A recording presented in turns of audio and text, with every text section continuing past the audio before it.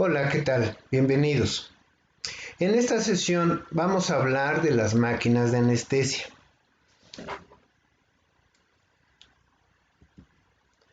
La máquina de anestesia suministra de manera segura, adecuada, programada y de forma continua o intermitente la administración de oxígeno, gases medicinales y agentes anestésicos. Permite la ventilación espontánea o controlada de manera manual o automática al paciente, ya sea neonatal, pediátrico y adulto, además de administrar anestesia y controlar su profundidad. Maneja por completo la respiración del paciente, monitoriza todas las variables respiratorias y su propio funcionamiento. La máquina de anestesia es la combinación de la mecánica, ingeniería y electrónica, donde podemos encontrar una combinación de principios neumáticos, eléctricos, electrónicos y computacionales. Vean, aquí tenemos una máquina de anestesia típica. Este es el modelo Jinling 8502. Hablemos de la fisiología y anestesia. La anestesia deprime al sistema nervioso central, causando que las señales de dolor que viajan desde la médula espinal hasta el cerebro sean bloqueadas temporalmente a un grado suficiente para una intervención quirúrgica. Sin embargo, se producen alteraciones importantes de las funciones respiratoria y cardiovascular.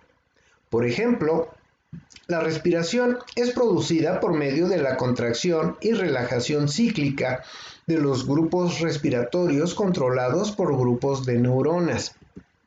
Los músculos respiratorios están bajo el control voluntario de la corteza motora, que tiene conexiones con el centro involuntario, desde donde salen tractos nerviosos por la médula espinal que llevan el estímulo nervioso para el movimiento coordinado e integrado de la musculatura respiratoria, como ya lo vimos en una sesión anterior cuando hablamos de los ventiladores pulmonares.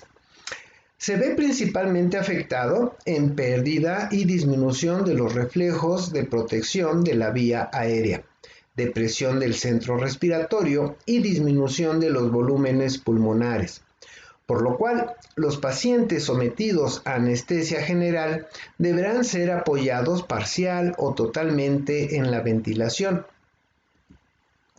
También produce cambios hemodinámicos, que producen diferentes alteraciones, entre las que se encuentran vasodilatación, la cual produce una disminución de la presión arterial, depresión del miocardio, ya sea en la frecuencia cardíaca o contractilidad del corazón, disminución del gasto cardíaco, relacionado con la alteración de la frecuencia cardíaca y aumento de arritmias. Por consiguiente, es importante monitorear las funciones vitales del paciente antes, durante y después de la anestesia. A pesar de las diferencias que existen entre fabricantes de máquinas de anestesia, modelos, características y funcionamiento, en todos ellos podemos encontrar una estructura común, compartiendo los mismos componentes básicos como se muestra en la siguiente imagen. Vean, aquí tenemos el medidor de flujo auxiliar de oxígeno, es este de aquí, lo vemos acá. Aquí tenemos el monitor de anestesia, donde el anestesiólogo está vigilando los parámetros vitales del paciente. Tenemos un regulador de succión, la concertina, este es el fuelle que se utiliza. Recuerdan, es un tipo de acordeón que sube o baja. Controles de flujo con la guarda hipóxica, vamos a hablar de esto también más adelante. De aquí, el sistema respiratorio, que es toda esta parte, la bolsa de reinspiración, el caníster, el absorbedor de CO2, el botón de descarga de oxígeno o flush de oxígeno, los vaporizadores, que es la parte quizá más importante de la máquina, el interruptor del sistema, los manómetros de suministro de gas secundario de los cilindros, los manómetros de suministro de gas primario, es del área central, que proporciona el hospital. Por la parte trasera tenemos salidas de contactos eléctricos, por supuesto aislados de tierra, el interruptor principal, las entradas de las tuberías de los gases medicinales, el conector de salida de oxígeno, receptor de gas residual, los reguladores de presión de los cilindros propiamente dichos, que prácticamente siempre son óxido nitroso, oxígeno y aire. Vean los colores, que ya los deben de tener memorizados. La tapa trasera, un sistema de evacuación de gases. Del sistema de control para suministro de gases. Los hospitales cuentan con dos fuentes para la administración de gases. El primero es un sistema de tubería proveniente de la central de gases intrahospitalarios.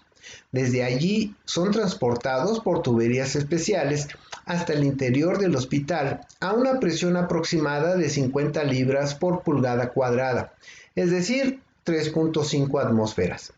El segundo es el uso de cilindros o bombas, las cuales servirán como una fuente de emergencia cuando la primera falle. Son recipientes usados para almacenar gases a alta presión. Los gases que se utilizan en anestesia pues son oxígeno, óxido nitroso y aire. Estos deben suministrarse de manera y presión adecuada, los cuales llegan a las máquinas de anestesia por medio de mangueras de caucho no colapsables, no compresibles y lo suficientemente largas para evitar tensiones excesivas. El suministro de gases se puede definir como el sistema de alta presión de la máquina de anestesia, el cual va desde el abastecimiento de gases hasta los flujómetros. Para hacer uso de los gases de manera segura, se emplean los reguladores de presión, los cuales, como su nombre lo dice, reduce una presión alta a una presión baja de trabajo, permitiendo la expansión del gas comprimido a presión baja y a velocidad constante para satisfacer las demandas dentro de su capacidad. Los manómetros nos permitirán observar la presión de los gases que ingresan a la máquina de anestesia. Los cilindros suelen tener dos manómetros. El más cercano mide la presión del gas en el interior del cilindro y el otro la presión reducida o de trabajo hacia el paciente. A continuación de la fuente de óxido nitroso se coloca un dispositivo de seguridad denominado tradicionalmente sistema de protección en caso de avería, que sirve como interfase entre las fuentes de alimentación de oxígeno y óxido nitroso. Este dispositivo desconecta o reduce proporcionalmente la alimentación de óxido nitroso y de otros gases si la presión de alimentación de oxígeno disminuye. Los aparatos modernos controlan la presión de alimentación de oxígeno utilizando un dispositivo de alarma que se activa a una presión de oxígeno determinada, aproximadamente de 2 atmósferas. Vamos a ver en el diagrama general que vamos a revisar más adelante este sistema de protección en caso de avería. También tenemos los flujómetros. Estos miden el flujo del gas en litros por minuto. Es el componente que mide el flujo de gas entre la salida de la máquina y el paciente. Se encuentran ubicados enfrente de la máquina. Cada flujómetro está construido para un gas específico y no son intercambiables con otros. Solo miden con precisión el gas para el que se han calibrado explícitamente. Siguen el código de colores americano. Por lo general, cuando se tienen 2 flujómetros para cada gas, el primero debe asegurar la medición de los flujos bajos hasta 1 litro por minuto, y el segundo será para los flujos altos, hasta de 10 a 12 litros por minuto, controlados por el mismo mando. Existen 3 tipos fundamentales de flujómetros. Uno, el de tipo flotador, también llamados de tubo Thorpe o de orificio variable. Poseen una forma cónica en su interior. Su diámetro va aumentando desde la base hacia arriba. Está compuesto por un tubo graduado, una válvula reguladora y un flotador, el cual permanece suspendido debido a la presión constante. Tenemos otro tipo de paleta o Gautier. Son de orificio constante y presión variable. Están formados por una cámara redonda donde la entrada de gas se puede medir por el movimiento de la paleta. También tenemos los de tipo electrónicos, los cuales miden el flujo por la variación de la temperatura, registrada por un sensor térmico situado en el centro de la corriente de gas. Vean, aquí tenemos unos ejemplos de unas marcas comerciales. Este es de Sensor Medical. Estos son empotrables en la pared y aquí tenemos el flujómetro de tubo, aquí el flotador, el cual nos indica la intensidad del flujo. Aquí tenemos la toma del suministro, de modo que el gas entra aquí y por aquí lo tomamos. La perilla ajustable para graduar el flujo de salida y bueno, la entrada de gas. Aquí tenemos otros tipos. Este es un flujómetro para oxígeno. Vean su perilla también de graduación y el tubo y con su flotador. De la misma forma, aquí tenemos otro flujómetro para aire medicinal. Estos son flujómetros tipo dial, de modo que esta tapa negra que vemos aquí se gira y se puede graduar aquí la intensidad del flujo, como lo observamos acá. Este es para aire y este es para oxígeno. Por último, aquí tenemos un flujómetro doble. Bien, hablemos de la guarda hipóxica. Es un sistema de protección mecánico, neumático o electrónico asociado a los flujómetros. Garantiza siempre una concentración mínima del 25% de oxígeno en el flujo de gases frescos que van hacia el paciente, independientemente del manejo que se le den a los flujómetros, con el fin de evitar un aporte inadecuado de oxígeno. Vean, aquí están encadenadas estas dos perillas del óxido nitroso y del oxígeno, de modo que siempre se garantiza este aporte mínimo del 25% de oxígeno. El flush de oxígeno, también llamada válvula de purgado de oxígeno, aporta gas para el flujo rápido de oxígeno.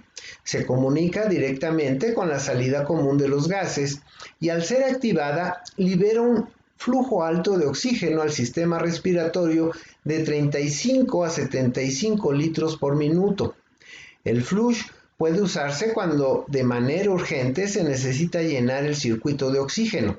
Debido a que este flujo no ha pasado por los vaporizadores, puede alterar las concentraciones de los agentes anestésicos. Vean, aquí tenemos el botón del flush de oxígeno y sus bornes de tránsito del oxígeno. El alternante de oxígeno y mezclador de gases. Esta no es una fuente auxiliar de oxígeno. El oxígeno circula a través del control de oxígeno alternativo hasta el sistema de respiración y se usa para suministrar agente y oxígeno por una ruta neumática distinta al circuito del paciente. El oxígeno alternativo se conecta al suministro de oxígeno del sistema. Contará con un botón de activación-desactivación un flujómetro o tubo de control y un mando de control. El mezclador de gases es el encargado de suministrar una mezcla de dos gases proveniente de tres entradas de gas independientes. Solo se permite el funcionamiento simultáneo de dos gases diferentes. Uno de ellos será siempre el oxígeno, siendo las mezclas comunes las del oxígeno con óxido nitroso y oxígeno con aire. Bien, hablemos de los vaporizadores, quizá la parte más importante de la máquina de anestesia. El paso a seguir de los gases administrados es hacia los vaporizadores, los cuales tienen la función de transformar un agente anestésico líquido en vapor anestésico. Los anestésicos inhalados son agentes en estado líquido a temperatura ambiente y presión atmosférica, por lo que éste debe evaporarse para agregarlo a la corriente de gas en un porcentaje preciso. Para ser administrado al paciente a través del circuito respiratorio, debe ser entregado con una concentración precalibrada deseada. Es manipulado a través de una perilla o botón premarcado. La vaporización del anestésico líquido depende principalmente de la presión de vapor, calor latente de vaporización, calor específico, temperatura, presión atmosférica y conductividad térmica. El sistema anestésico de ventilación posibilitan la administración de gases más vapor anestésico desde la máquina de anestesia hacia el paciente. Vean, aquí tenemos una imagen, un diagrama de cómo funciona el vaporizador. Aquí es la entrada de oxígeno y aquí tenemos una válvula con la cual podemos regular el paso por esta vía del oxígeno. De modo que podemos obturar más o menos o bien restringir más o menos el paso del oxígeno a través de esta vía. También tenemos una derivación de esta vía, un camino secundario que es este que vemos aquí.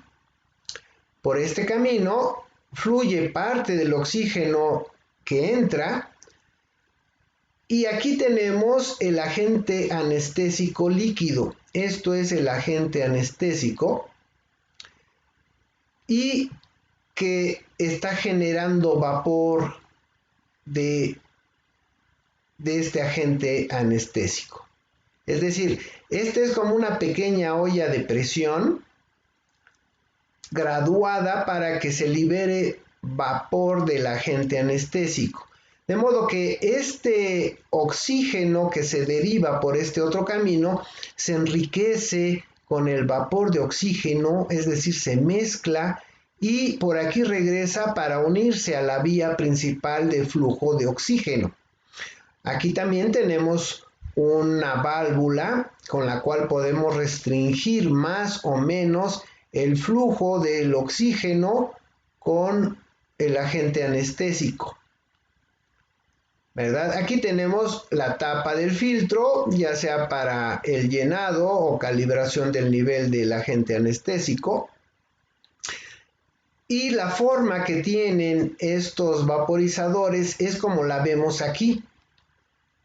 Vean, esta imagen la encontré, es del isoflorano, pero no encontré un vaporizador, una imagen de un vaporizador de óxido nitroso, pero vaya, son prácticamente idénticos. Y bien, vamos a describir el funcionamiento aquí por escrito. El flujo de gas fresco que ingresa al vaporizador llega desde los flujómetros ingresando por la boca de entrada. Se divide en dos partes. En la primera, el flujo pequeño pasa a través de la cámara de vaporización, donde se enriquece o se satura con vapor de anestésico líquido que se está continuamente vaporizando. En la segunda, el flujo mayor atraviesa directamente la cámara de cortocircuito o canal de bypass sin enriquecerse con vapor y es mezclado con el que sale de la cámara, resultando en la concentración deseada por el anestesiólogo. Los flujos parciales de gas a cada cámara dependen de la relación de resistencias entre la vía de la cámara de cortocircuito y la vía de la cámara de vaporización. Un cambio en el ajuste del dial de la concentración provoca un cambio en la resistencia, alterando la relación de los dos flujos de gas. Los vaporizadores son calibrados para un gas anestésico determinado, pero no varían en su estructura interna. Los vaporizadores están diseñados para un agente inhalatorio específico y deberán ser de la misma marca y modelo del equipo de anestesia. En caso de ser llenados por el anestésico incorrecto, podrían liberarse sobredosis o dosis inferiores. Los vaporizadores modernos tienen código de color y algunos de ellos cuentan con dispositivos para el llenado específico para cada vaporizador y cada líquido anestésico. Los anestésicos inhalatorios volátiles se encuentran en estado líquido por debajo de los 20 grados centígrados. El cambio de fase líquida a vapor genera presión de vapor saturado. El punto de ebullición es la temperatura a la que la presión de vapor iguala a la atmosférica. Son en grados centígrados para el isoflorano de 48.5 grados, alotano 50.2 grados, sevoflorano 58.5 grados, enfluorano 56.5 grados, desfluorano 22.8 grados. El circuito de ventilación y respiración. La ventilación aporta lo indispensable y suficiente para mezclar y dosificar aire, oxígeno, óxido nitroso y vapores anestésicos. Brinda ventilación al paciente y elimina los gases de desecho como el CO2 y vapores anestésicos. El ventilador es el componente encargado de proporcionar temporalmente ventilación controlada artificial, sustituyendo la función pulmonar normal. Son controlados por computadora, lo que permite agregar modos ventilatorios, como ya lo vimos en una sesión anterior. La preparación del ventilador debe ser realizada previa a la conexión del paciente a este, idealmente previo incluso a la manipulación de la vía aérea. El ventilador anestésico debe cumplir con una función primordial, la cual abarca la insuflación intermitente alterna de una mezcla gaseosa en las vías aéreas del paciente mediante un generador de presión. Hay dos tipos principales de ventiladores, el que readministra los gases expirados y el que no. Los que reutilizan los gases expirados cuentan con un circuito circular con un colector de CO2 llamado canister. El ventilador puede tener un circuito doble o único. El canister contiene sal sodada o baritada, la cual reacciona con los gases expirados por el paciente y elimina por neutralización química el dióxido de carbono para que pueda ser inhalado de nuevo por el mismo paciente sin peligro de envenenamiento. Vean, aquí tenemos el canister, es este de aquí, y aquí tenemos la cal sodada, esta que vemos aquí. Bien, aquí tenemos un diagrama muy genérico de una máquina de anestesia. Y vean, por aquí, por ejemplo, está la entrada de óxido nitroso de la vía central, es decir, la que proporciona el hospital.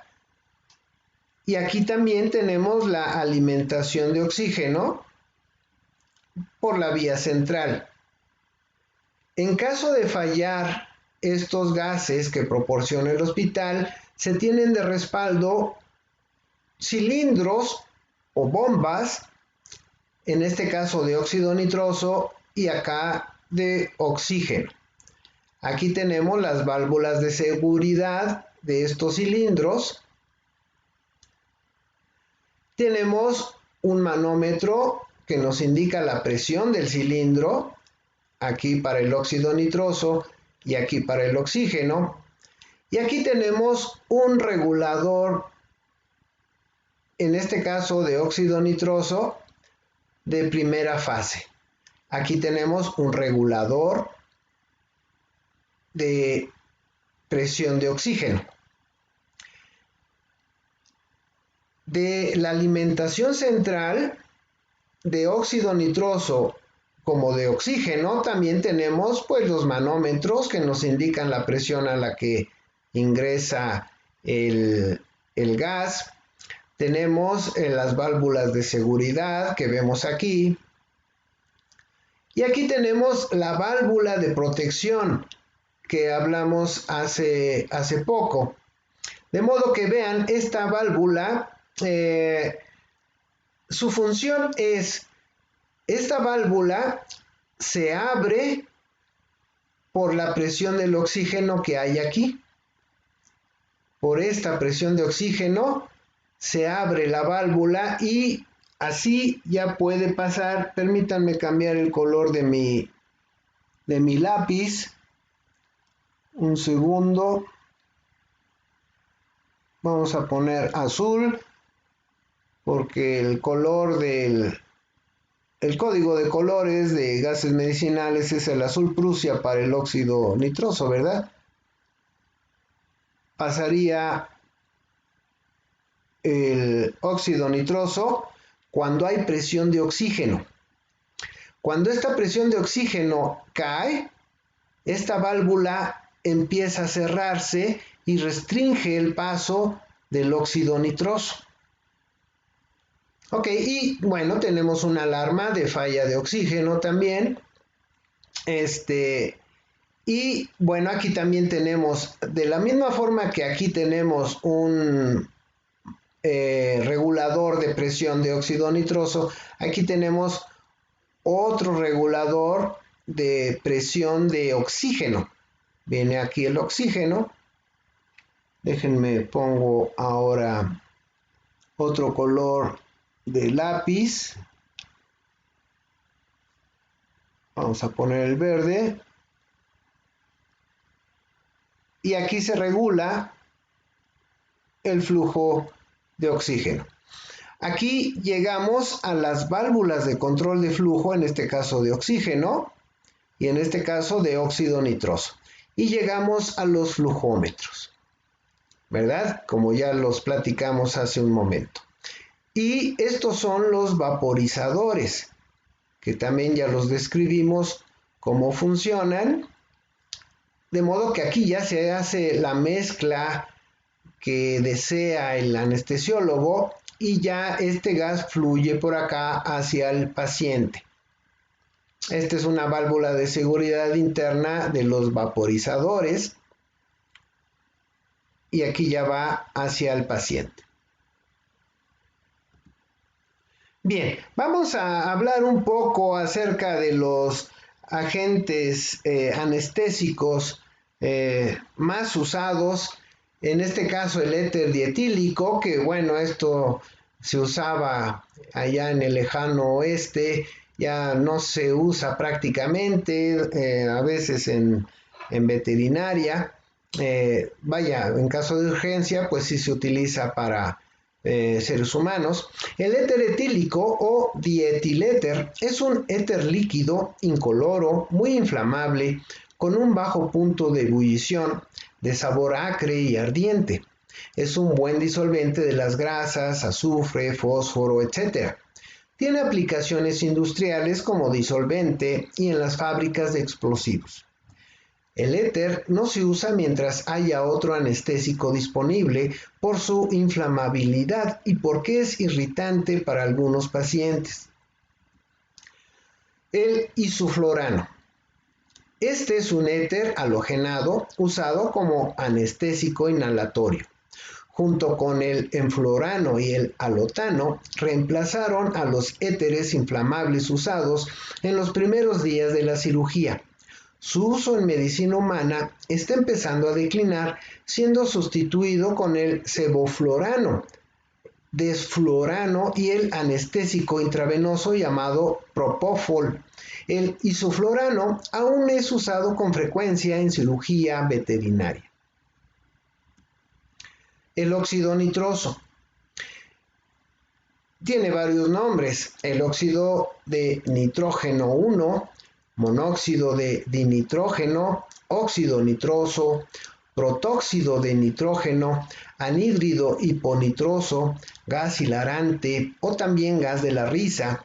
Es un gas incoloro con un olor dulce y ligeramente tóxico. Provoca alucinaciones, un estado eufórico y en algunos casos puede provocar pérdida de parte de la memoria humana. No es inflamable ni explosivo, pero soporta la combustión tan activamente como el oxígeno cuando está presente en concentraciones apropiadas con anestésicos o material inflamable. El óxido nitroso es muy insoluble en sangre y otros tejidos, proveyendo de una inducción rápida de la anestesia y a la vez rápida recuperación después de suspender el suministro. Es casi completamente eliminado por los pulmones con una mínima difusión a través de la piel.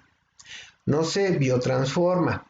Este gas quizás sea desintegrado por la interacción con la vitamina B12 presente en las bacterias intestinales. Esto resulta en signos de deficiencia de vitamina B12 al utilizar óxido nitroso a largo plazo.